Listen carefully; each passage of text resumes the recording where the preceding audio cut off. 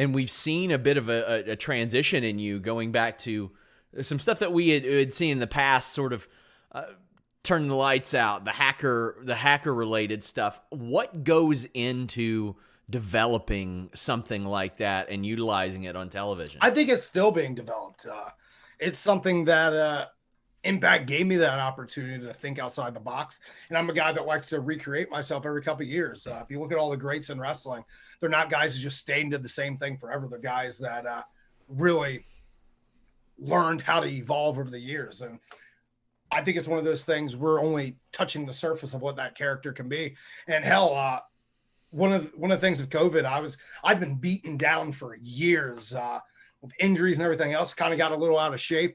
But over the past 42 days, I've lost 27 pounds. I'm getting back in really good shape. So I think coming into the pay-per-view, coming into the next set of tapings, you're going to see a whole different Sami Callihan.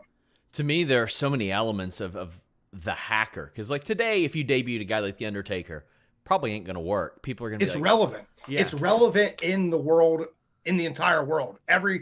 Every aspect of life is ran by technology. So this character can be something really special, but it has to be something that's not done hokey. It has to be something that's done real. And it has to be that the whole purpose of this character is to be unsettling, to not have that feeling of being in control. It's controlled chaos. Yeah. And that's the thing. Like if some guy came out and shot lightning bolts out of his hand, I'd be like, really today? But I think that's cool. I mean, if I see somebody with their phone and they press a button and a lightning bolt shoots out of something, I'm like, oh, he took control of the pyro. He took control of the lights. If I could shoot lightning bolts with my phone, I'm telling you, it's super over. It's possible. I mean, post-production these days too. That's what we're going to get going on your green screen. We're just going to make it look like you're doing everything on your own behind you. But I think a lot of the fear is in the unknown. And like you said, everything's controlled by technology. And there are a whole lot of people that don't understand technology and they can be a bit scared by it. And to me, some of the best horror movies are things that I believe could plausibly happen. Like things that I think could actually happen to me. On that note, my family is a huge horror movie family. I started watching horror movies when I was still in diapers. But I remember the scariest movie to my dad was the movie Hackers, because he's like, this could really happen. They could just drain your bank account. Your life's done.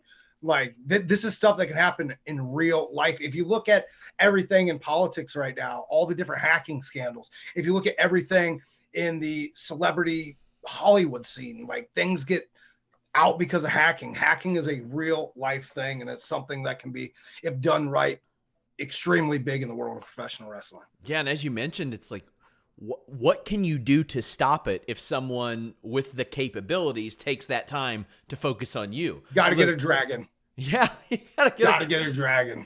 Got to get a dragon. And Ricky Steamboat ain't walking through that door for Eddie Edwards. Maybe that's my kryptonite, Ricky Steamboat. They could get Richie. I could get Richie, I'm sure.